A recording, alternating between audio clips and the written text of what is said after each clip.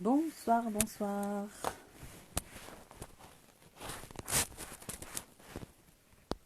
Bienvenue dans ce live sur savoir dire non.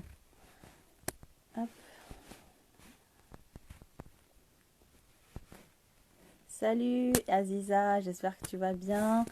Bonsoir Valérie, j'espère que tu vas bien aussi. Bonsoir Annabella, j'espère que tu vas bien. J'espère que vous allez bien. Bonsoir Ophélia, bonsoir à toutes. N'hésitez pas à aller inviter des personnes que vous pensez intéressées par ce sujet. Hop, bonsoir à tous. Je vais aller inviter un peu les gens en attendant que ça se connecte. Donc, hop, je vous laisse vous connecter tranquillement. Hop, hop, hop.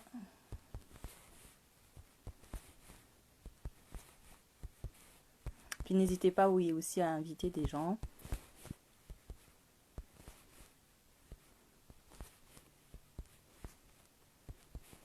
Hop, hop, hop. J'espère en tout cas que vous allez bien avec ce froid et cette pluie. Alors, bienvenue dans ce live qui sera en compagnie de ma chère. Il y en a beaucoup qui m'ont dit qu'ils ne pourront pas être là à 19h30, c'est un peu tôt. Bonsoir Dina, bonsoir Jocelyne, j'espère que vous allez bien les filles.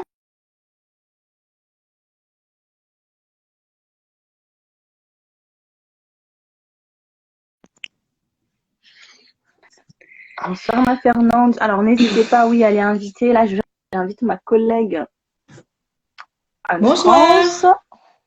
Bonsoir à Berlinda, je te vois plus. Bonsoir à Anne-France, tous est-ce que tu m'entends? et bienvenue à ce Bonsoir. direct sur Savoir dire non. Alors, on va attendre. Je vais voir.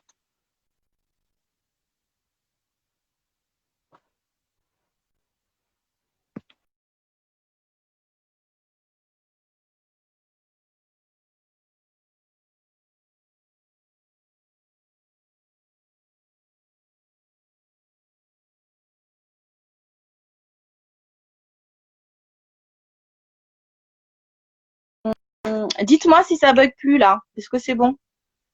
Est-ce que ça bug plus? Faites-moi un pouce vers le haut si ça bug pas, s'il vous plaît. Et puis Anne-France, si tu peux me faire refaire la demande. Sinon, tu quittes le live et tu reviens, comme ça tu me refais la demande. Bonsoir Sheila, bonsoir Méloda Vega, j'espère que vous allez bien. Bonsoir Jessie. J'espère que. Ok, merci Mélodie, si on m'entend bien. Alors, je vais réessayer de reprendre ma collègue Anne-France, voir si ça fonctionne. Hop là.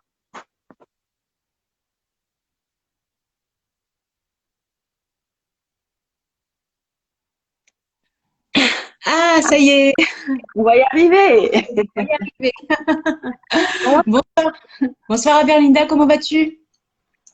Ben, je vais très bien et toi, comment tu vas? Ça va bien, ça va bien. J'ai pas travaillé aujourd'hui, c'était un jour de repos pour moi, j'en ai bien profité. Je me suis bien Ah, reposée. bien. J'ai fait de la méditation, de la Zumba, j'ai pris soin de moi parce que c'est important de prendre soin de vous, soin de soi. Exactement, exactement. Bah, c'est super. Moi, pour le coup, j'ai travaillé, mais j'ai fini très tôt. 16h. Ouais. 16h, c'est très tôt. Ah oui, c'est très tôt, c'est vrai. À 21h, 16h, c'est très tôt. Donc, écoute, je suis très contente de t'avoir en live avec moi. Du coup, je vais te laisser te présenter. Et puis, les gens vont commencer à arriver petit à petit. Comme ça, si vous avez des questions, n'hésitez pas. Donc, aujourd'hui, je suis avec ma collègue, ma consoeur, psychologue aussi, que je vais laisser se présenter. Et nous allons parler de savoir dire non. On va vous dire pas mal de choses. Et je vais te laisser faire, Anne-France, je vais te laisser te présenter. Alors, bonsoir à tous. Je m'appelle Anne-France Huré. Je suis psychologue, coach en psychologie positive, auteure et formatrice à Nice dans les Alpes-Maritimes. Et j'ai lancé depuis l'année dernière une collection qui s'appelle Stop, dont le premier, justement, je vais vous montrer, qui s'appelle Stop à la soumission. Je m'affirme et je dis non. Voilà. Et on va en parler justement petit à petit. Sachez que le livre, vous l'avez en version papier et depuis 2 semaines, je le propose aussi sur Amazon Kindle. Donc, vous l'avez à 8,99 €. Donc, le prix est quand même beaucoup plus raisonnable, plus accessible à tout le monde. Voilà. Donc, après, je fais aussi du bénévolat. Je fais du sport, je fais de la méditation. J'aime la vie, j'aime les animaux. J'aime la personne qui accompagne ma vie depuis plus de 15 ans et je suis très heureuse ce soir de participer à ce direct avec toi, Berlinda. Voilà.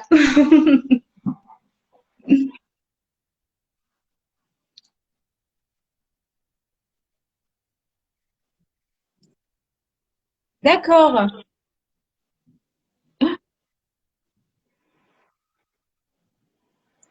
Ça coupe un petit peu apparemment, mais on va y arriver.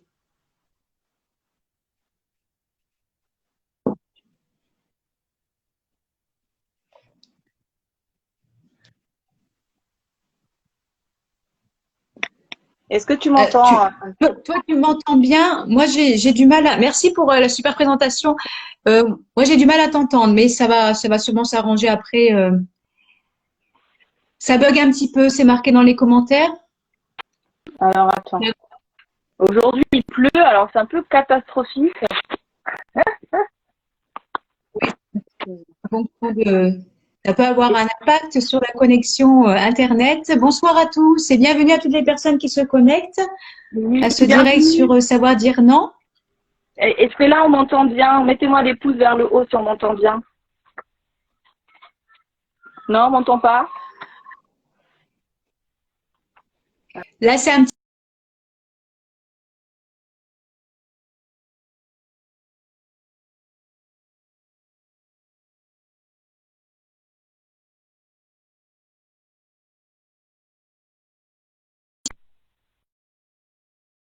Oh. vous m'entendez bien, vous me voyez bien et à Berlinda, c'est un peu plus difficile de l'entendre et de la voir. C'est ça, du côté. Zut! Là, Ça va? normalement, ça devrait aller parce que je me suis mise en 4G. C'est bon? Ouais, là, c'est mieux. Yes. Voilà, super. On va Ok. pouvoir continuer. Est-ce que vous nous Ouais. entendez? On va y arriver. Allô. Et tu sais, moi, c'est pour ça que j'aime pas les consultations, les téléconsultations, parce que c'est une catastrophe. Je sais pas Ah, pour toi, mais en fonction de la connexion, oui, c'est très difficile. Voilà, faut exactement. s'adapter petit à petit. Après, quand c'est impeccable, c'est génial. Mais quand il y a des coupures sans arrêt, c'est difficile de reprendre le fil de la discussion. Exactement. Bon, alors du coup, aujourd'hui, on va parler de savoir dire non. Je voudrais d'abord, justement, Anne-France, juste que tu m'en parles de comment t'es venue cette idée déjà d'écrire ce livre, un peu, et un peu Ouais. la structure de ce livre qui est vraiment extraordinaire. Moi, je donnerai mon avis juste après, mais je vais te laisser dire déjà comment tu l'as écrit. Voilà. Ben, en fait, quand j'ai repris mes études pour être psychologue et que je me suis lancée en libéral, petit à petit, en fait, je me suis dit que ça serait bien petit à petit que j'essaye d'écrire justement un livre de développement personnel et j'avais aussi envie justement dans chaque chapitre, de laisser transparaître un peu de mon histoire personnelle, de faire le comparatif entre ce que j'ai vécu moi et le travail que je propose aux lecteurs et aux lectrices. Et donc, l'idée a évolué au fil des années. Et puis, à un moment donné, ben, l'année dernière, ça a été un facteur déclenchant. J'ai vraiment eu envie de m'y mettre. J'ai commencé, j'ai réfléchi au titre de la collection. J'avais envie aussi d'apporter beaucoup de légèreté, de couleur dans le visuel, dans la présentation. Hein, pour les personnes qui vont l'acheter, vous allez voir à l'intérieur, il y a toujours mon petit personnage qui vous suit de partout. Il y a des couleurs, il y a des tableaux. C'est vraiment très attractif et ça donne envie justement En fait, mon objectif, c'était vraiment de donner envie aux lecteurs et aux lectrices de faire les exercices, de faire ce travail sur soi. Parce il y a des livres de développement personnel où il y a beaucoup de théorie. Donc, la théorie, c'est génial. Mais s'il n'y a pas d'exercice pratique, la théorie, on l'enregistre dans notre mémoire et après, on oublie un petit peu. Et c'est Exactement. dommage. Tandis que quand on a un livre, comme plein d'autres livres, hein, il y a plein d'autres livres comme ça qui sont présentés de la même façon, avec différents exercices, avec une théorie qui est accessible à tout le monde, ça permet à tout le monde d'avoir envie de faire ce travail sur soi. Parce que c'est ça l'objectif, de faire un travail sur vous. Voilà comment m'est venue en fait l'idée de cette collection Stop. Et le deuxième, je vous le montre quand même. Le deuxième est en lien avec toujours avec le même personnage, avec la culpabilité. Stop à la culpabilité. Je m'en détache, je dis non. Voilà. Super. Et ça aussi, alors c'est la même présentation, le même style avec toujours mon personnage qui vous suit. Il y a toujours 10 chapitres.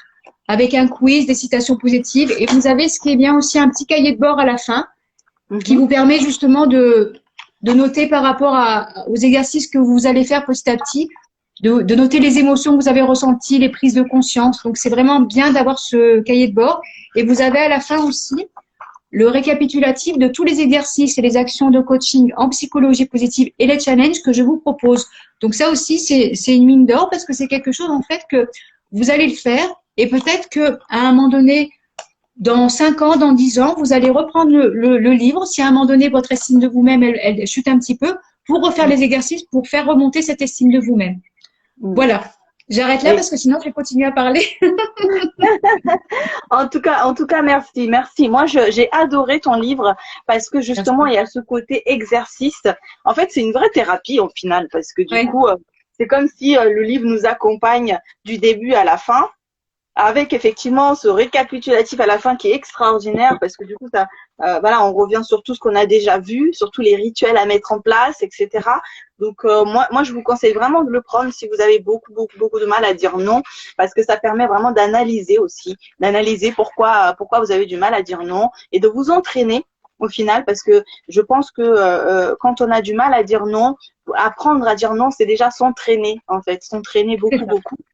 Pour moi, c'est mon premier point, s'entraîner en fait à dire non, parce que ça vient pas comme ça. Il n'y a pas de secret. On va pas aujourd'hui vous donner le remède miracle, mais il faut s'entraîner et je vous conseille vraiment de le prendre, ce livre. Donc stop à la soumission, je m'affirme et je dis non. Et moi, ce qui m'a inspiré justement ce live, c'est aussi moi-même, j'ai été concernée par le fait de pas savoir dire non. Je suis une personne, c'est que depuis très peu que j'arrive à dire non, notamment à toutes les demandes un peu compliquées du genre tu me fais ci, tu me fais cette lettre-là, tu me fais ci, tu me fais ça, jusqu'à ce que moi j'avais plus le temps pour faire mes propres affaires au final, mes propres lettres, mes propres documents administratifs, j'avais pas le temps de les faire, alors que je faisais toujours pour les autres. Et c'est que depuis très peu que j'ai commencé en fait à dire non, finalement à imposer des limites, parce qu'avant je me déplaçais tout le temps chez les gens pour les faire.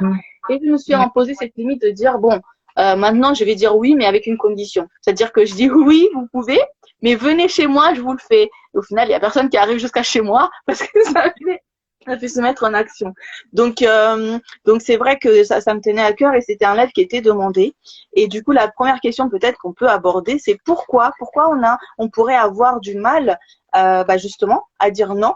Et puis n'hésitez pas les filles et les garçons qui sont dans le live à me poser vos questions avec le petit bonhomme là, enfin le petit rond avec point d'interrogation, et puis on répondra avec plaisir. Mais déjà, pourquoi Anne-France, pourquoi on peut avoir du mal à dire non?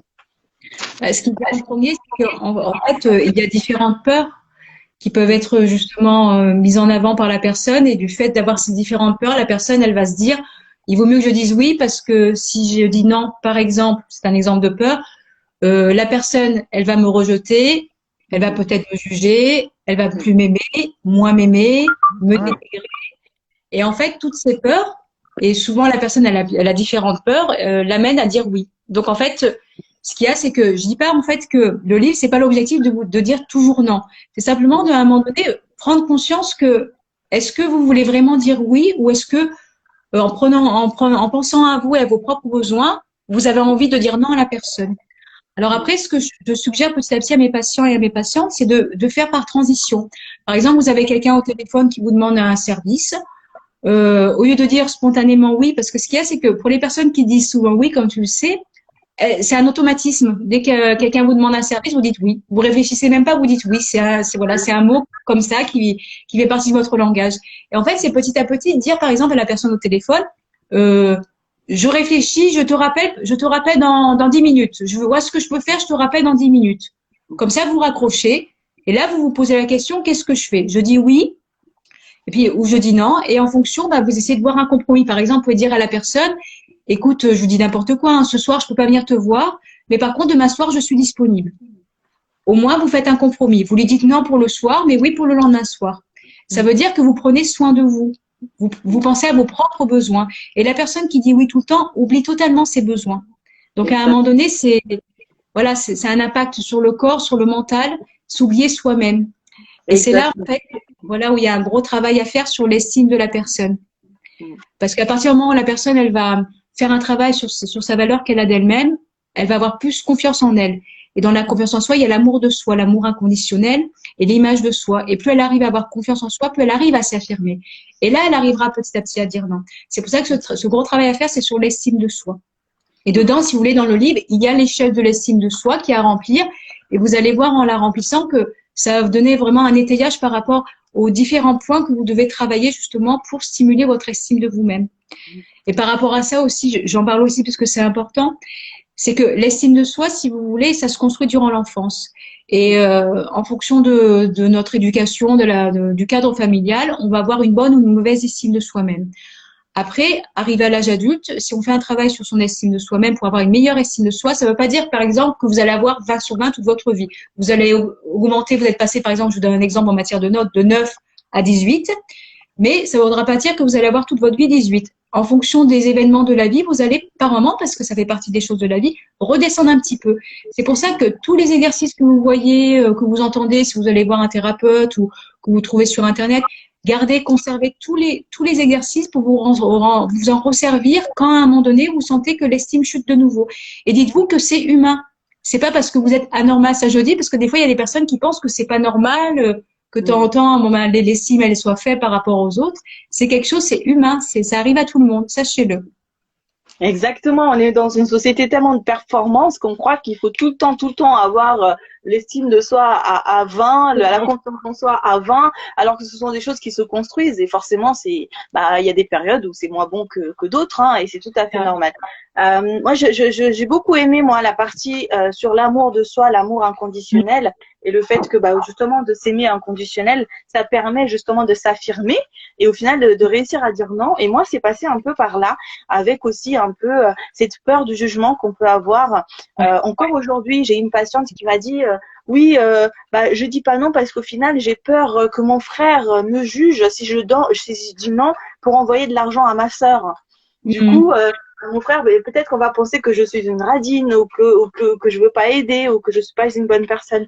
Donc c'est vrai que moi la peur du jugement c'est quelque chose qui m'embêtait beaucoup parce que j'avais trop peur qu'on pense que j'étais pas une assez bonne personne et du coup je voulais démontrer que j'étais une bonne personne bien sûr et je disais tout le temps oui et quand je me suis rendu compte qu'en fait c'est auprès de moi-même que je devais me convaincre que j'étais une bonne personne déjà et croire en moi-même, au final, c'était devenu évident qu'il fallait que je me mette aussi moi en premier quand même pour pouvoir être encore cette bonne personne. Parce que au final, quand on dit tout le temps oui, ce qui se passe, c'est qu'à un moment donné, on commence à devenir une mauvaise personne parce qu'on en a marre. Clairement, à un moment donné, en fait, on devient à penser à la personne. Oh là là, on le fait, mais on le fait pas avec l'entrain, avec le cœur, avec le positif. Avec enthousiasme. Exactement. On fait comme si on est obligé parce qu'on a dit non et puis on est à la colère contre soi-même parce qu'on a dit oui, alors qu'en fait finalement on a des tonnes de choses à faire et qu'en fait finalement on n'a vraiment pas le temps. On met les choses qu'on a à faire pour soi derrière et on ne fait pas avec amour finalement. Et je me suis rendu compte que en mettant mes choses devant et en faisant moi d'abord mes choses, en me disant bon. Voilà, j'ai pas le temps pour t'aider maintenant, mais je peux t'aider plus tard. Je vais d'abord faire mes choses. Quand j'aide la personne, quand je dis oui à quelqu'un, je lui dis vraiment oui. Et comme je dis vraiment oui, je le fais avec amour. Et là, je suis vraiment une bonne personne. Donc, moi, ça, c'est mon exemple personnel. Mais vous avez peut-être d'autres exemples. N'hésitez pas à partager aussi avec nous en commentaire.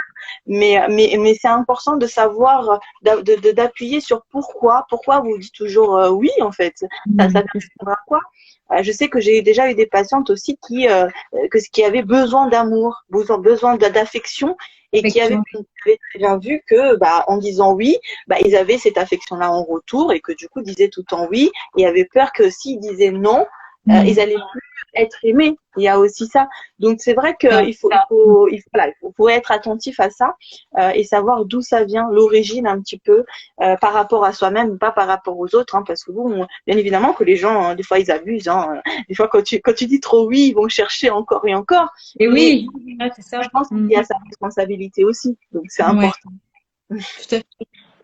Et en fait, je suis en train de penser par rapport à ce que tu disais que en fait, dites-vous que, comme disait Berlinda, c'est important vraiment de comprendre effectivement l'origine, pourquoi vous dites toujours oui. Et sachez aussi par rapport au fait d'aider les autres. C'est génial. Attention, je suis psychologue, donc pour moi, je veux dire, j'adore aider les personnes. Mais à un moment donné, il faut laisser les gens, les personnes autour de vous, que ce soit l'amour, l'amitié, le travail, faire seul. Parce que si la personne, elle sait qu'elle peut toujours compter sur vous, c'est pas elle va pas être autonome. Vous la rendez dépendante, sans le vouloir en fait, mais vous la rendez dépendante de vous. Mais si vous la laissez faire certaines choses, parce que je suis persuadée que ces personnes-là sont capables de faire les choses seules, eh ben, elle va vous remercier par la suite. Dites-vous que c'est l'aider, si ça peut vous aider à dire non, c'est l'aider de temps en temps de dire non à votre entourage. C'est aider votre entourage. Dire non, c'est les aider justement à grandir, à être autonomes, parce que autrement, ils vont être dépendants de vous. Ils auront toujours quelqu'un sur qui ils pourront compter si jamais. C'est rassurant de savoir ça, qu'on a quelqu'un sur qui compter, mais c'est aussi important de savoir que vous pouvez compter sur vous-même, parce qu'avant tout, vous devez compter sur vous-même. Après, les autres, je parle souvent, moi, de cerise sur le gâteau. Votre environnement, c'est la cerise sur le gâteau. C'est comme les compliments. L'essentiel, c'est vous. C'est de savoir l'amour que vous avez pour vous-même, l'amour inconditionnel. Vous complimentez tous les jours, ça passe par vous. Après, vous verrez petit à petit, quand tous les jours vous faites des compliments, bah, si vous en avez de votre entourage, ça sera une cerise sur le gâteau. C'est comme ça que c'est exactement ça. Je regarde du coup un peu les commentaires. Alors donc, oui, des fois on se sent obligé de faire, dit Fernande. Et alors il y a une personne qui dit qu'elle est dégoûtée du coup des papiers administratifs à force de faire les autres. Eh ben je peux te dire que moi c'est exactement pareil. Je supporte pas les lettres alors que j'ai fait de toutes sortes de lettres. Des fois pour des choses très très importantes, pour le juge, pour la préfecture, pour des choses très importantes. Alors que bon bah moi je faisais pas. Et d'ailleurs pour répondre un petit peu, reprendre ce que tu viens de dire et répondre en même temps à la question de Rania, comment dire non à des personnes qu'on aime sans les blesser. Alors moi j'ai un exemple aussi personnel parce que j'ai vécu ça pendant quelques années. Maintenant je me suis libérée, donc je suis contente. Je vais vous en parler. J'avais une amie qui avait pour l'habitude de toujours, enfin elle est toujours mon amie, hein, je l'aime, je l'adore, a toujours pour habitude de me demander de lui faire des lettres. C'est-à-dire qu'elle a une résiliation téléphone, elle me demande de faire des lettres. Elle a EDF à contacter, elle me demande de faire des lettres. Enfin, tout pour tout, elle me demandait de faire des lettres. Et moi, je le faisais. Et des fois, en fait, j'avais pas le temps. Et en plus, c'était souvent très pressé parce que voilà, il y avait un délai, etc. Des fois, j'avais pas le temps. Donc, je me débrouillais, je mettais de côté ce que je devais faire pour le faire. Ouais. Et un jour, quand j'ai commencé un petit peu à plus m'aimer, on va dire, je me suis dit, mais je vais peut-être lui rendre un peu son pouvoir. Et ça reprend un peu ce que tu viens de dire, Anne-France, c'est en fait, il faut pas croire que la personne, elle est bête et qu'elle va jamais réussir à faire. Hein la personne peut aussi réussir à faire. Et du coup, ce que je lui ai dit, j'ai dit, écoute, tu sais, quand tu me demandes de faire des lettres, ce que je fais, c'est que je vais sur Google et que je tape modèle de lettres pour tel truc. Et puis après, je fais du copier-coller, je change juste des petites phrases, peut-être par-ci, par-là. Et puis au final, je mets ton adresse et c'est tout.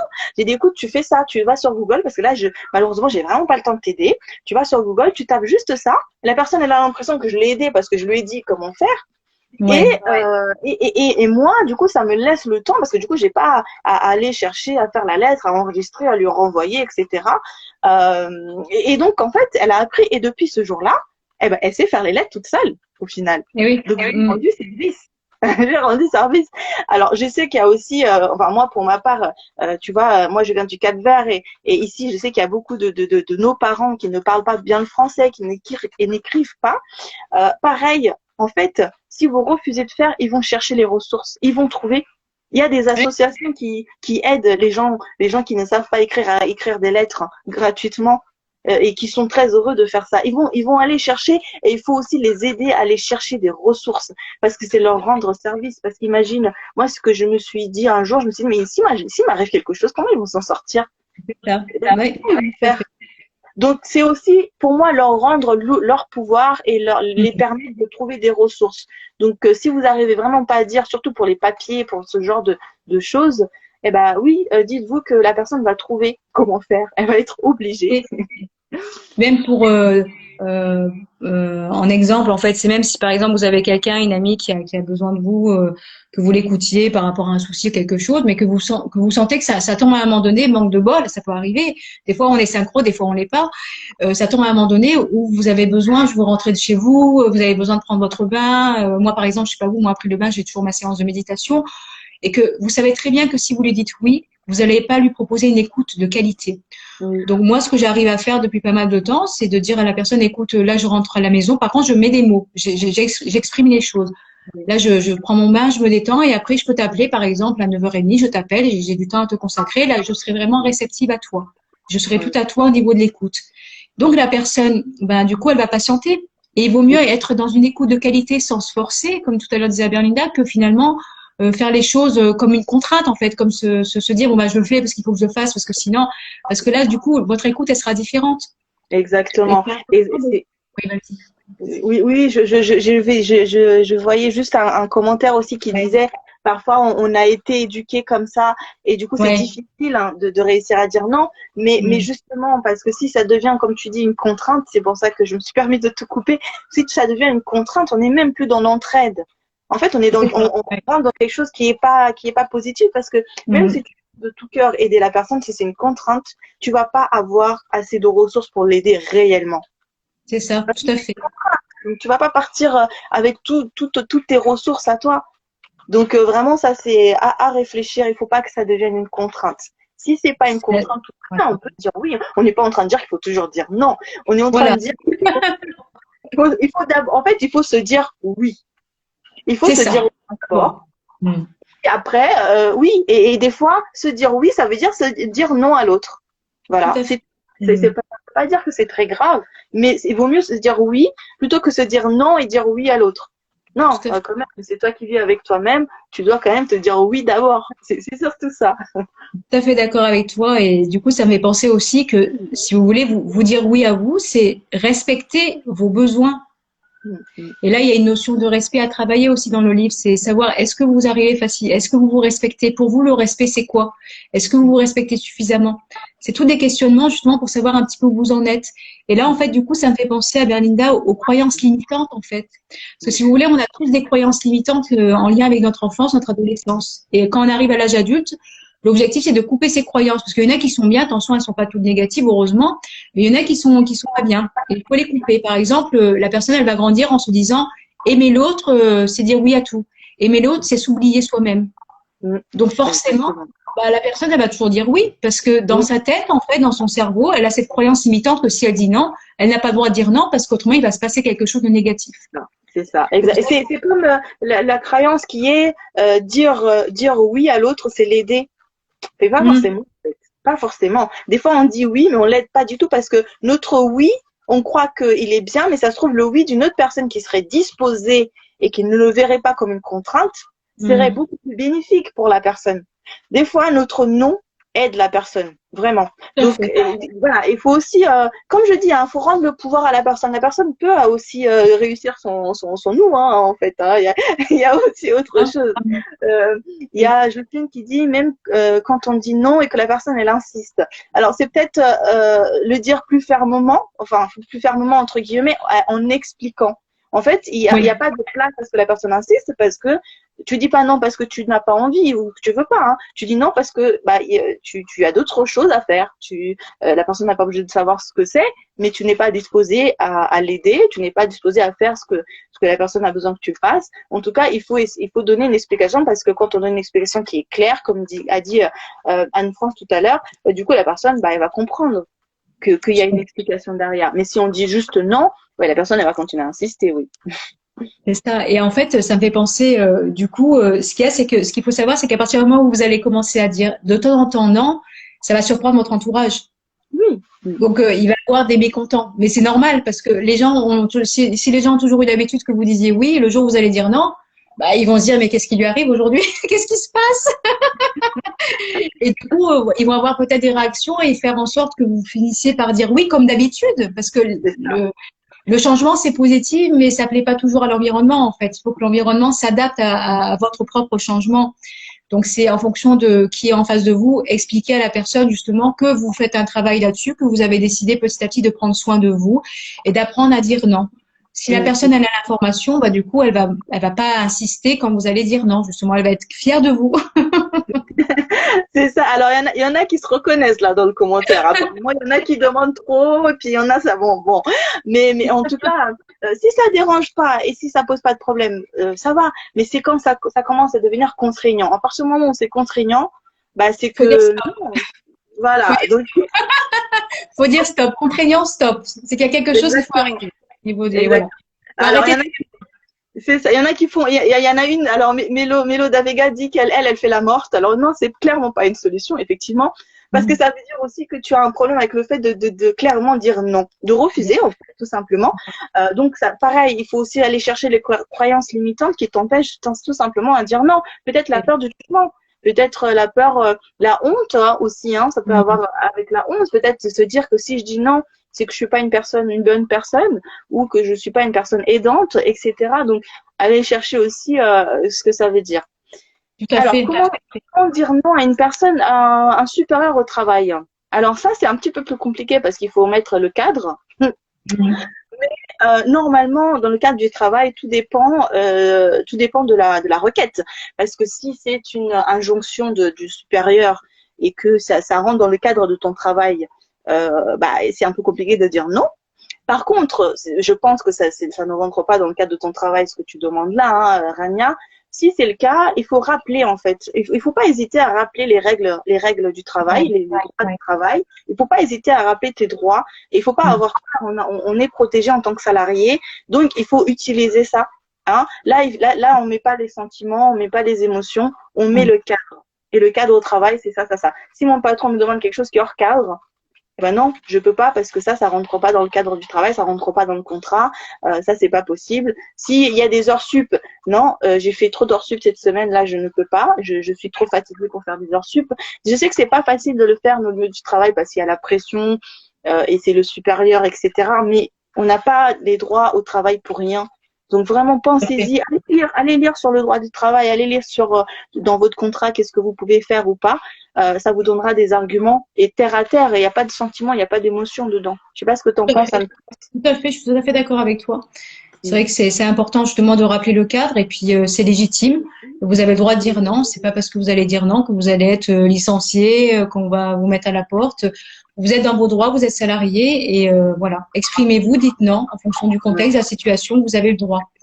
Ouais, Voilà, ne pas hésiter. Justement, petit à petit, le premier sera toujours difficile, mais après, voilà, ça va venir naturellement en fait. exactement. Et contrairement à la vie privée, le travail, normalement, hein, si la hiérarchie est saine, on va dire, il n'y a pas non plus à avoir trop de conséquences parce que bah, Ouais. normalement, si vous dites non, c'est que c'est quelque chose qui n'est pas prévu par le travail et donc qui est hors cadre du travail. Donc normalement, il ne devrait pas avoir de conséquences. Et s'il y a conséquences, c'est qu'il y a un réel problème. Donc ça aussi, c'est à Mhm. vérifier. Du coup, là, on rentre dans quelque chose de pas très sain au travail, du coup. Voilà, c'est vrai que des fois, ça arrive d'avoir des structures Mm. toxiques, des Exactement. réactions toxiques. Donc là, c'est compliqué. Ouais. C'est ça. Alors, je vais lire le commentaire de Cookie, hein, ma Cookie, ma Christina. Si la personne décide de vous mettre de côté à cause de votre refus, elle était donc là par intérêt, donc vous n'aurez rien perdu. Au bout d'un moment, il faut accepter de laisser tomber les bouts. J'aime bien ta formulation. Mais oui, parce que Oui. ça signifie aussi que la personne n'avait pas tellement de considération. Mm. Parce que moi, ça m'est arrivé, hein, ça m'est arrivé, hein, que les gens m'ont laissé tomber parce que j'ai commencé par dire non. C'est pas des personnes qui me manquent aujourd'hui, hein, très honnêtement. Du coup, du coup, tout va bien. Mais il faut pas avoir peur de ça parce que ça veut dire que la personne, en quelque part, vous utilisez aussi. Et oui, Donc, c'est ça. Mm. faut pas se laisser utiliser. Tout à fait, parce que si à un moment donné, vous commencez à dire non et que la personne finalement ça lui convient pas et du coup elle vous fait la tête, elle vous voit plus, c'est que ben finalement elle était intéressée par vous, ce que vous pouvez lui apporter et c'est tout. Pas par qui vous êtes, votre identité, votre personnalité, mais uniquement parce que vous pouvez lui apporter. Donc, effectivement, bah, c'est la laisser partir. Et puis, on a toute une vie pour rencontrer un tas de belles personnes. Et c'est voilà, c'est un test en fait. Hein. Dites-vous que votre relationnel, bah, c'est un test. À partir du moment où vous allez dire non, bah, ils vont peut-être être mécontents, mais ceux qui vont rester, c'est ceux qui vous aiment comme vous êtes et qui Ouais. respectent justement votre identité et vos limites. Parce que ça veut dire que vous respectez vos besoins, vous avez des limites et c'est important de montrer justement les limites. Ça aussi, c'est important de montrer les limites aux autres.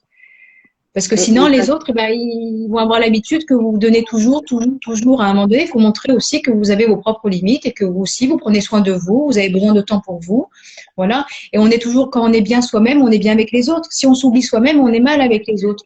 Donc, dites-vous, en fait, ça peut marcher, ça aussi. Dites-vous qu'en disant non, vous faites du bien, vous faites du bien à votre entourage, parce qu'en disant non, vous allez encore mieux vous occuper de votre entourage.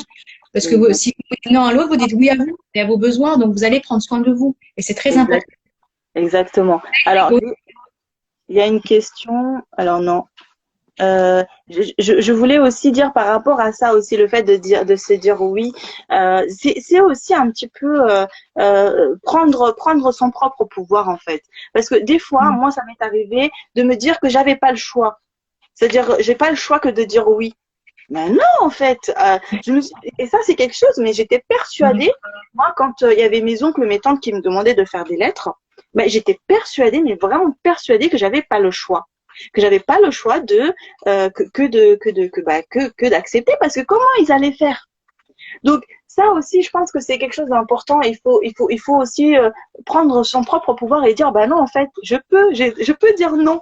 Je peux si j'ai envie, je peux le faire. Il y a personne qui m'en empêche. Et autre chose qui est très reliée à ça, c'est moi je dis à mes patientes arrêtez de croire que vous êtes voyante. Alors il y en a qui rigolent, mais parce que en fait moi, en tout cas personnellement, j'anticipais dans ma tête les réactions des autres. Je me dis, si je dis non, il va se passer ça, ça, ça, ça, ça. Alors, en fait, on ne sait pas. On ne sait pas ce qui va se passer. On ne sait pas comment la personne elle va accueillir ce non. On ne sait pas ce que la personne elle va faire et à quel point ça va peut-être être bénéfique pour la personne et même pour moi au final. Donc, il faut aussi ne pas trop anticiper, dire ah là là, si je dis non, bah comment elle va faire la personne, comment elle va s'en sortir. Si je dis non, qu'est-ce qu'on va penser de moi. En fait, avoir un peu ce truc de voyance là, que comme non, on n'est pas exactement. Oui, et du coup, forcément, ça nous bloque à dire non. On se dit, bah non, je vais pas le faire. Je vais pas le faire. Oui, voilà, c'est ça. Plus vous posez de questions, plus vous allez être dans le oui. Vous n'allez pas être dans l'action. Faut pas trop vous surcharger cognitivement parlant d'anticipation, de conséquences, parce que du coup, il y a différentes hypothèses par rapport à comment, comme dit Aberlinda, comment l'autre va recevoir votre non. Mais vous allez savoir quand vous allez le vivre. Alors, vivez votre non le plus sereinement possible. Ça, c'est une jolie phrase, ça tient. Mais c'est exactement ça. Et encore plus, je vois des commentaires par rapport à l'amour. Quand on aime une personne, c'est difficile. Mais en fait, encore plus quand vous aimez une personne, il faut lui dire non. Parce que déjà, si vous aimez la personne, vous voulez pas lui mentir. Parce qu'en lui disant oui, alors que vous voulez lui dire non, déjà, vous lui mentez. Oui, déjà, voilà. Et déjà, même si consciemment, il n'y a pas de pensée négative envers la personne, eh ben, l'énergie, elle est quand même là. Parce que si vous dites oui, alors que vous n'avez pas envie, parce que vous avez des tonnes de choses à faire, bah, vous accumulez quand même des énergies négatives envers cette personne. Et ça, c'est pas bon. Donc, c'est vraiment justement pour que la relation, elle soit bonne, que des fois, il faut dire non. Des fois, il faut dire, plutôt que de s'énerver contre la personne, de ruminer contre la personne dans sa tête, etc. Non, de dire, en fait, là, non, là, je peux pas, j'ai telle chose à faire, je suis pas disposée à t'aider, je suis pas bien ou je peux pas. Mais vraiment. Et moi, je vous conseille de commencer peut-être à dire non sur des toutes petites choses. Des petites choses où vous savez qu'il n'y a pas une conséquence non plus énorme. Parce que bon, moi, c'était quand même des choses très importantes. C'était par rapport au papier. Donc, la personne, elle pouvait, ne pas avoir ses papiers, par exemple. Bon, ça met une pression. Ça, c'est important pour la personne. Mais bon, il y a des décisions beaucoup moins difficiles. Moi, je leur dis la première décision à prendre, face aux gens que vous n'arrivez pas à dire non, c'est par exemple de dire non au téléphone. C'est-à-dire, je réponds pas au téléphone. Je sais que cette personne-là m'appelle que pour me demander des choses. Et ben, je choisis là de pas répondre. Je dis non. Et là, c'est la personne, c'était trop important. Bon, aujourd'hui, il y a quand même 30 milliards de façons de savoir si la personne a un problème ou pas. Si la personne a vraiment un problème, tu finiras par le savoir. Et des fois, en ne pas répondant comme ça, eh ben, tu peux passer à côté d'une grosse demande, hein, et tu diras pas non. Donc, c'est un peu faire l'autruche, hein, je suis d'accord. Mais en même temps, tu dis non. Moi, c'est une façon de dire non. C'est ça, c'est une manière de dire non. Quand tu parles de tes expériences, ça me fait penser, j'ai 47 ans, hein, mais à 20 ans, quand j'étais plus jeune, on va dire, j'avais cette croyance limitante de ma famille, en fait, que au travail, il fallait toujours dire oui. Sinon, on allait perdre son travail. Donc, à l'époque, je travaillais en pharmacie et en fait, quoi qu'on me demandait de faire, je disais oui. Mais au bout d'un an, je me suis dit, c'est juste pas possible, quoi, parce que à un moment donné, on faisait faire trop de choses par rapport au métier que j'avais. Et je voyais que mes collègues arrivaient à dire non. Donc à un moment donné, je me suis dit, bon, c'est pas possible, je vais commencer à dire non. Mais c'est pour vous dire que les croyances limitantes, elles sont ancrées en nous. Et à un moment donné, en prendre conscience que finalement, bah, ce qu'on vous apprend quand vous êtes jeune, même si bon, bah, ça part d'une bonne intention, bah, les parents, ils font ce qu'ils peuvent, mais à un moment donné, bah, ils ont leurs propres croyances qu'ils vous transmettent aussi. Donc, à un moment donné, j'ai coupé cette croyance. Si vous voulez, c'est ça l'objectif, en fait. C'est de couper les croyances limitantes et de construire vos propres croyances à vous. Ce que j'appelle dans le livre des croyances contenantes et bienveillantes pour vous. Exactement. Et ça, en fait, vous allez remplir le tableau, en fait, de vos propres croyances. Moi, ce que je conseille aux lecteurs, lectrices, à mes patients aussi, c'est de lire toutes ces croyances tous les jours. Le temps que ça rentre dans votre cerveau, le temps que ça soit assimilé, intégré, pour vraiment que les croyances limitantes anciennes du passé partent de votre cerveau. Et il faut faire cet exercice régulier au quotidien. C'est vrai que ça paraît dur, mais néanmoins, ça en vaut la peine parce que ça va être les croyances contenantes, vos propres croyances qui vont rester en mémoire dans votre cerveau. Les autres vont partir. C'est pour ça que c'est important à faire d'une manière vraiment régulière, les exercices. C'est comme pour l'estime de soi, les compliments à vous faire. Prenez un cahier, le cahier de bord qu'il y a dans le livre ou un propre cahier que vous avez chez vous. Notez des compliments tous les jours vous concernant. Vous allez voir, petit à petit, ça va changer votre façon de vous voir. Vous allez petit à petit vous aimer d'un amour inconditionnel et c'est que du bonheur. Vraiment, c'est que du bonheur. Exactement. Et il y a Christina qui nous parle effectivement de décision. Mais oui, quand on doit dire oui ou non, mais en fait, vous avez une décision à prendre en face de vous. Et cette décision-là, il faut réussir à la prendre en déjouant effectivement toutes les pièges. Tu as parlé de mon livre, Christina, les 9 pièges de la décision, où je parle aussi beaucoup de la peur du regard des autres, de la peur du jugement des autres, et aussi peut-être du besoin de plaire à l'autre, de faire plaisir à l'autre beaucoup plus qu'à soi, qui peut dépasser même son propre besoin au final. Et ça, forcément, c'est pas bon parce qu'on en souffre toujours un peu parce que nos besoins, on les a tout le temps, ils sont là avec nous malgré tout. Donc quand ils sont pas satisfaits à un moment donné, ça crée de la frustration. Et après, on sait, avec la frustration vient la colère, etc., etc. Donc, forcément, on finit par ne pas aller bien non plus. Donc, vraiment, dites-vous que vous avez le choix. Vous avez ces décisions-là à prendre.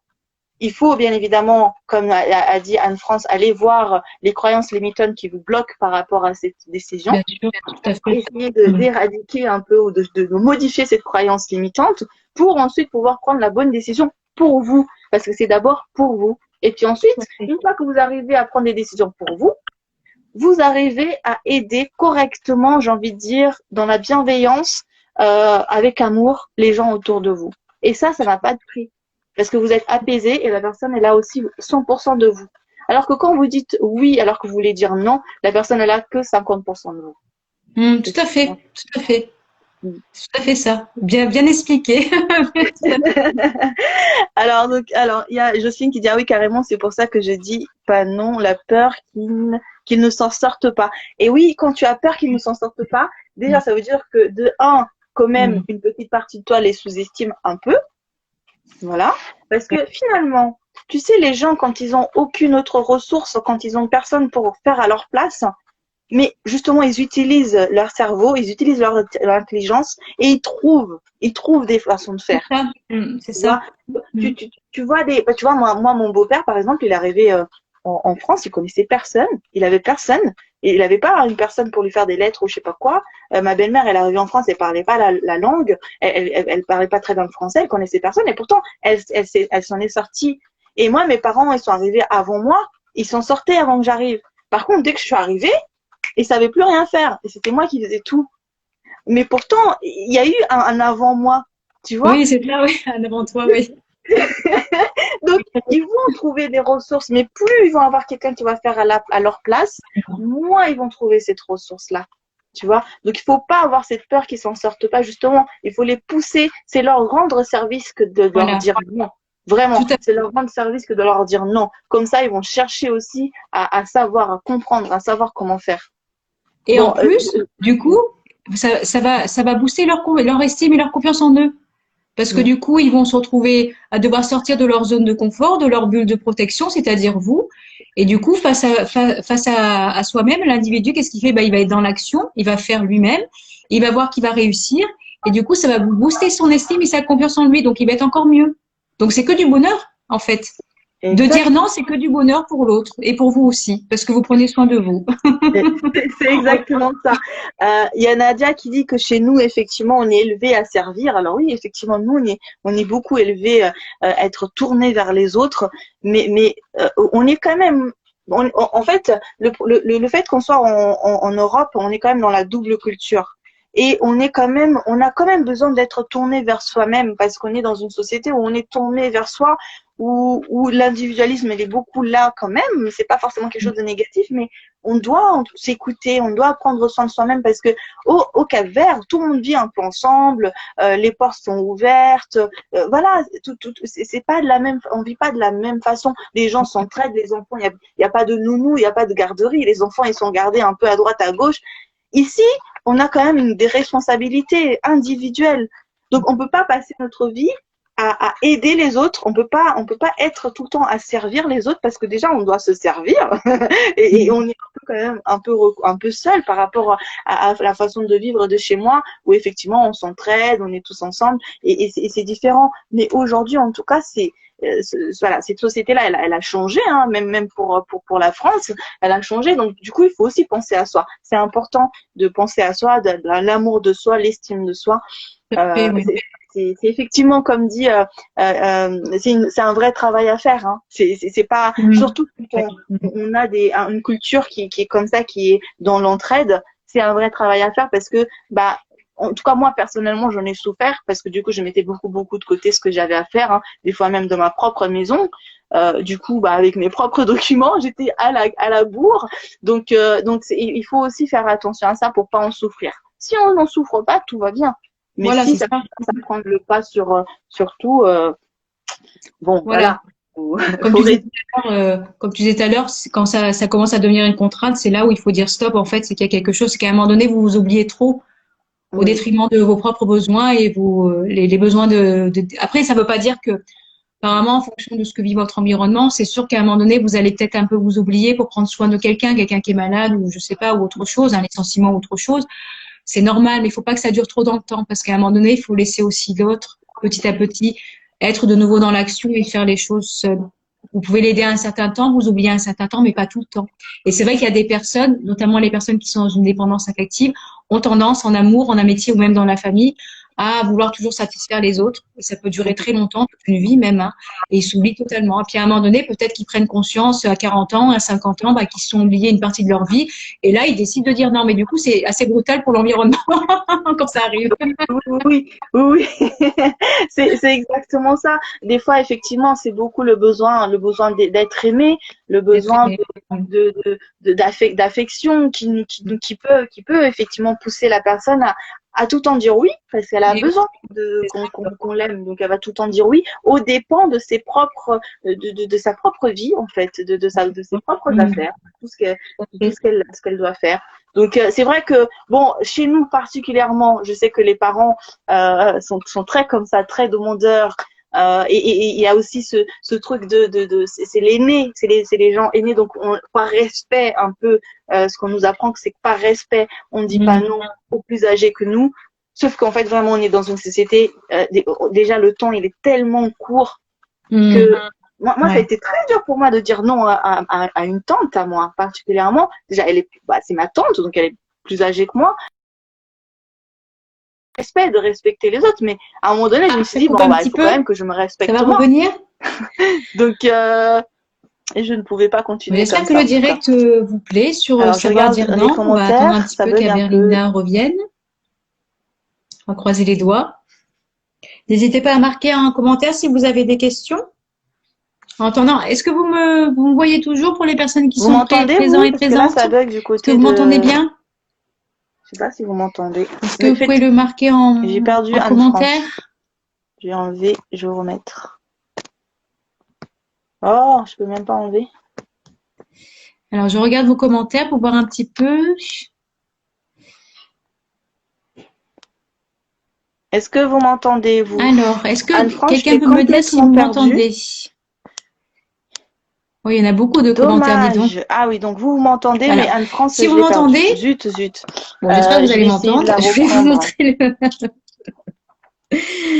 le tableau. Vous voyez, ici, C'est Il y a exactement un tableau ça, dans mon livre que Christina. vous Au verrez début, c'est justement beaucoup sur de les la croyances fierté. On est limitantes en fier de lien montrer avec qu'on le sait. passé. Et puis Vous après, voyez on peut se ici. retrouver Et un les peu croyances coincé dans tout ça. contenantes justement, donc Donc, vous remplissez. les deux, ça bug. Vous prenez le temps de remplir ce tableau, parce qu'il est important ce tableau justement. Prenez le temps, Pourquoi même j'y si ça arrive? prend, si vous prenez 2 jours, Anne-France, 3 je jours, sais une pas, semaine, essaie de l'essentiel me c'est de le remplir. redemander.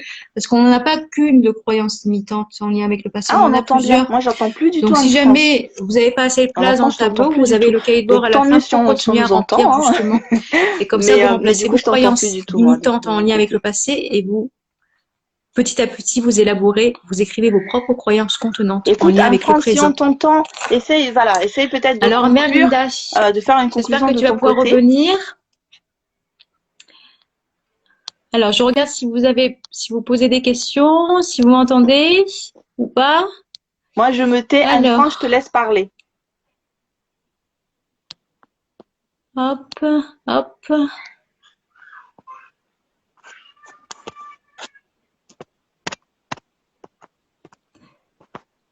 Alors, Merlinda, moi, je t'entends pas en fait, mais de ce que je vois dans les commentaires, on parle en même temps toutes les deux. Ok. Alors, Alors, ah mon Dieu, c'est horrible, on s'entend pas. Alors, attendez. ah, ça, c'est vrai que Je les quitte. directs, c'est un Alors, peu, voilà. hop, j'enlève Anne-France. Oh, mon Dieu, c'était une catastrophe. Alors, qu'est-ce qui s'est passé?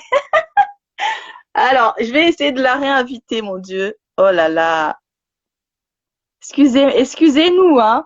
Oh, on était à fond dedans. Alors, Anne-France, essaie de m'inviter, voilà. Wouhou. Alors, je réinvite Anne-France. J'espère que là, ça va bien se passer. Toi, tu m'entendais pas? Ou tu m'entendais, toi? Rien du tout. Tu avais le visage qui était figé et donc du coup j'ai parlé en pensant être toute seule. Ah, mais ça, c'est les joies des réseaux, hein. Franchement, c'est Voilà. pénible, mais bon. Visiblement, ça fait rigoler tout le monde. C'était très amusant à entendre parce qu'on parlait en même temps. Le système a dit non. Même le système arrive à dire non. Alors, Voilà. dire non. Et il a décidé que c'était fini, qu'on avait suffisamment parlé, que là, il fallait couper.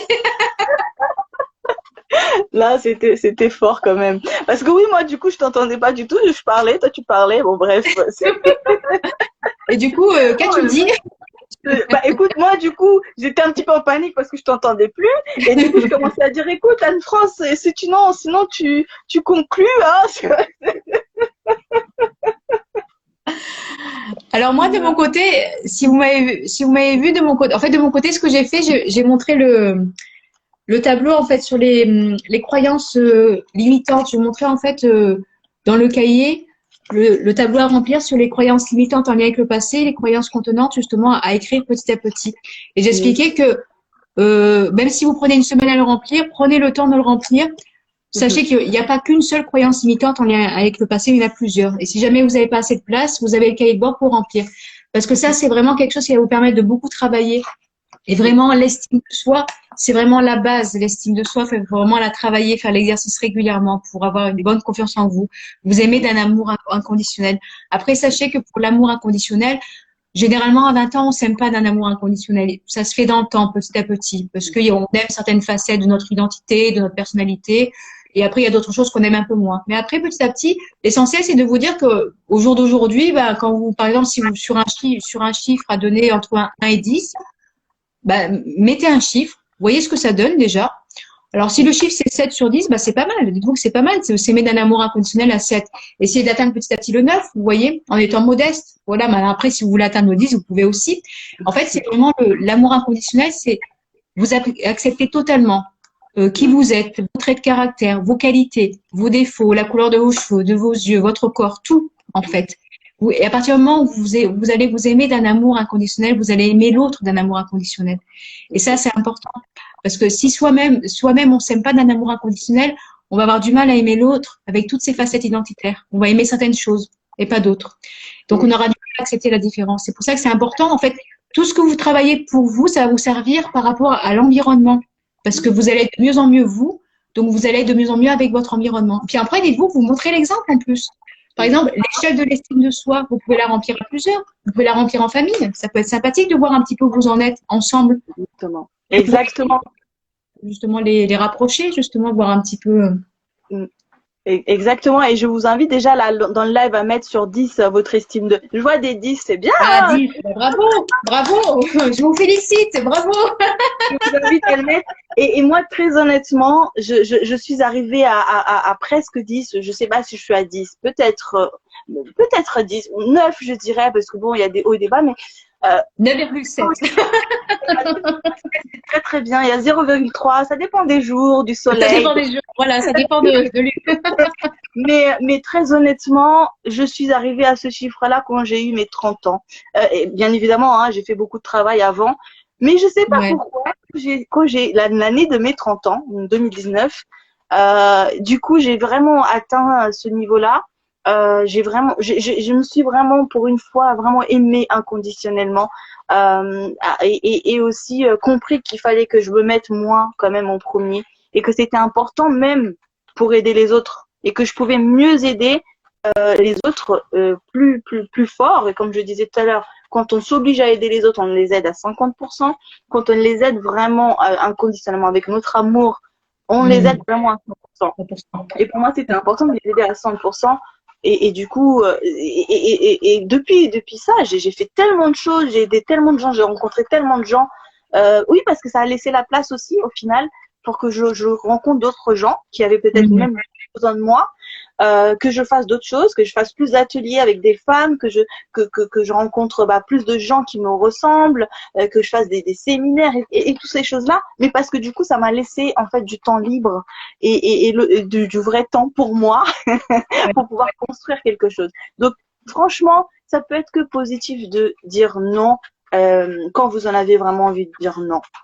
Ça peut être que positif et pour la personne et pour vous. Donc voilà, vraiment, entraînez-vous à le faire tous les jours, entraînez-vous à le faire. Tout à fait. Alors, je vois les...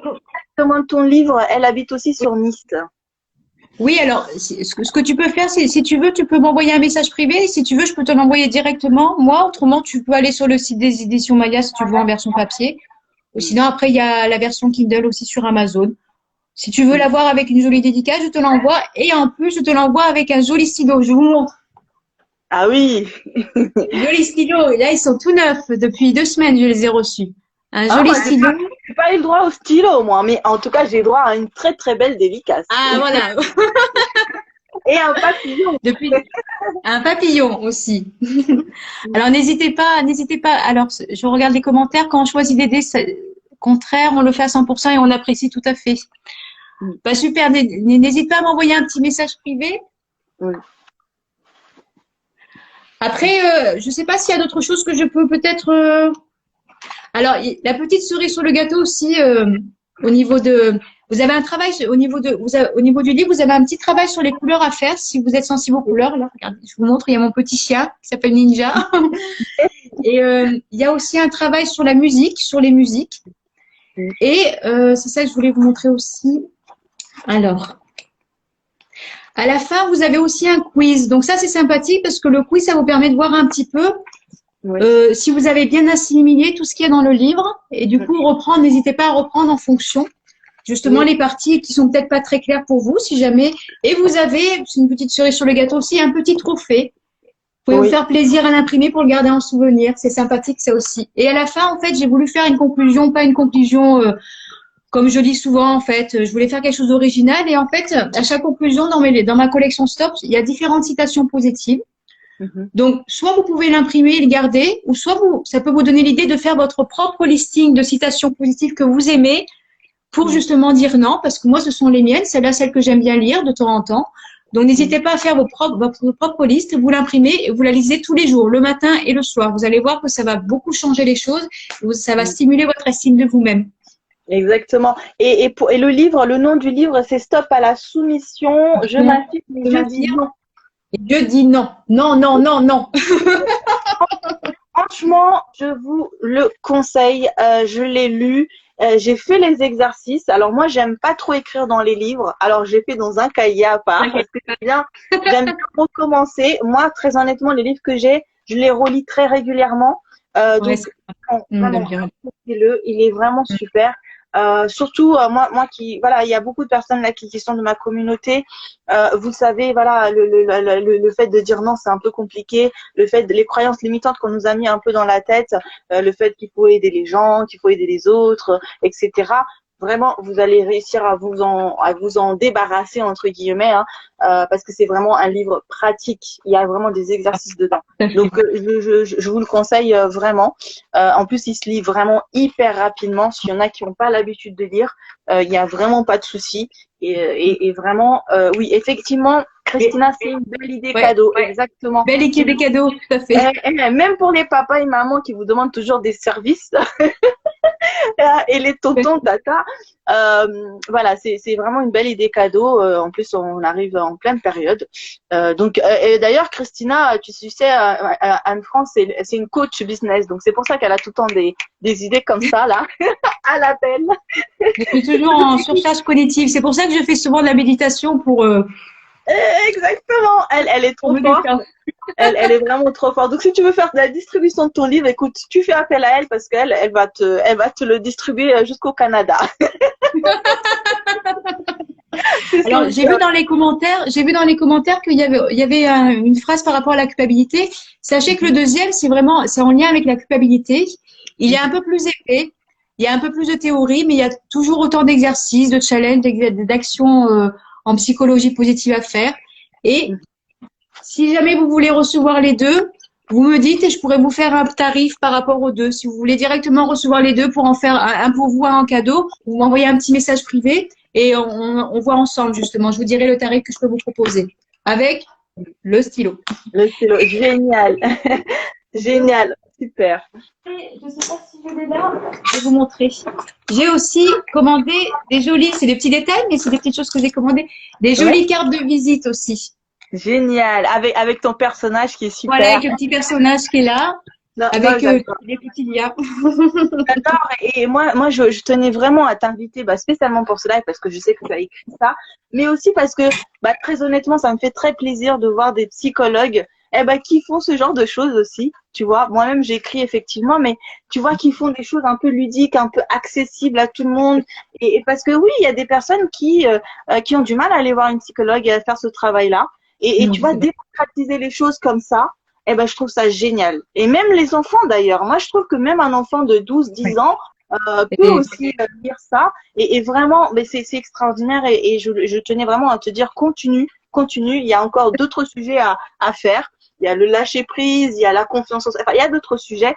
Continue à faire de cette façon-là parce que j'adore. Moi aussi, je vais alors, continuer à écrire merci. aussi. Mais continuons Alors, est-ce que sur des choses plus accessibles à tous parce que c'est quand même c'est notre. ça qui est important, l'accessibilité à tous. Alors, Exact. avant de quitter, est-ce que vous voulez savoir, parce que je sais déjà le troisième que je vais écrire l'année prochaine. Est-ce que vous voulez savoir le thème de l'année Ah prochaine, que je vais oui, commencer au mois de janvier? je crois bien. Alors, on te demande si tu prends bien PayPal. Il me semble que oui, je sais plus. Non, PayPal, non. Non. Non, ok. Je Bah, verrai avec les personnes pour ouais, d'accord. envoyez-moi un truc. Alors, le troisième, qui c'est qui veut savoir? Est-ce que vous voulez savoir le troisième en lien avec quelle thématique? J'ai Alors, hâte, en tout cas. Alors, du coup, en fait, pour le troisième, j'avais proposé un sondage sur Facebook et sur Instagram. Et il y a eu deux qui en sont ressortis, soit le lâcher prise, soit la dépendance affective. Donc, du coup, j'ai refait un sondage. Et là, ça a Mhm. été la dépendance affective. Donc, le troisième que je vais commencer au mois de janvier à écrire tranquillement, sûrement, mais doucement, mais sûrement, ça sera en lien avec la dépendance affective. Comme ça, vous savez. Ah, génial. Génial, génial. Bah, écoute, en tout cas, on va l'acheter, c'est sûr, la dépendance affective, parce que ça fait partie Ça, aussi c'est des choses que on doit travailler, hein, l'affectivité, etc. Même si on n'est pas forcément en dépendance, mais il y a des choses à régler forcément. Donc, écoute, on refera si tu veux à ce moment-là un live pour parler de tout ça. Donc il y en a qui ont fait des sondages. Il y en a une qui a dit savoir dire oui, le bonheur, etc. Donc il y avait déjà des sondages. Donc moi je vous conseille vraiment d'y aller. Est-ce que voilà, on va se quitter parce que ça fait un moment déjà qu'on est là quand même. Mais vraiment, merci beaucoup. Ça a Merci à été toi. vraiment un plaisir de partager ça avec toi. Voilà, moi, comme tu sais, ça me fait toujours plaisir de voir que les gens font des choses comme ça et je suis très contente. Merci ma coquille, moi aussi je t'aime très fort. Et donc voilà, j'espère que ça vous a plu. Je pense qu'on reviendra sur ce format-là, sur d'autres thématiques, notamment sur ton prochain livre, pourquoi pas. Mais en tout cas, allez tout de suite voir Anne-France Huret. Son nom sur Instagram, c'est, vous avez vu là, un Minute Psy. Allez-y voir et n'hésitez vraiment pas à commander parce qu'il est top. Merci beaucoup, Anne-France. Merci. C'était un plaisir. Passez une bonne soirée. À très bientôt. On continue à se suivre sur Instagram. Exactement. Merci et ciao. Au revoir. Ciao. Merci encore à tous, merci. Franchement, ça me fait plaisir, ça me fait trop plaisir de faire un live avec une autre psychologue parce que bon voilà, hein, on a beau dire la psychologie, des fois c'est un peu coincé quand même encore, mais voilà, il y en a qui font des choses un peu peps et j'aime beaucoup mettre en avant aussi les gens qui font des choses peps et moi-même faisant des choses un peu différentes en psychologie, je trouve que c'est intéressant aussi d'en parler, de montrer d'autres personnes. Je suis heureuse que le live vous a plu. Donc voilà, merci en tout cas, merci. Si vous avez des questions, n'hésitez pas et allez suivre Anne-France bien sûr. Et puis voilà, on est ensemble. Merci beaucoup. Je vous souhaite une excellente soirée. Merci beaucoup d'avoir été là jusqu'au bout. Prenez soin de vous et je vous dis à très bientôt. Je vais voir pour inviter une autre personne et pour vous faire aussi une live tout d'aussi bonne qualité que ce soir. Voilà. Merci à tous. Bonne soirée. Prenez soin de vous.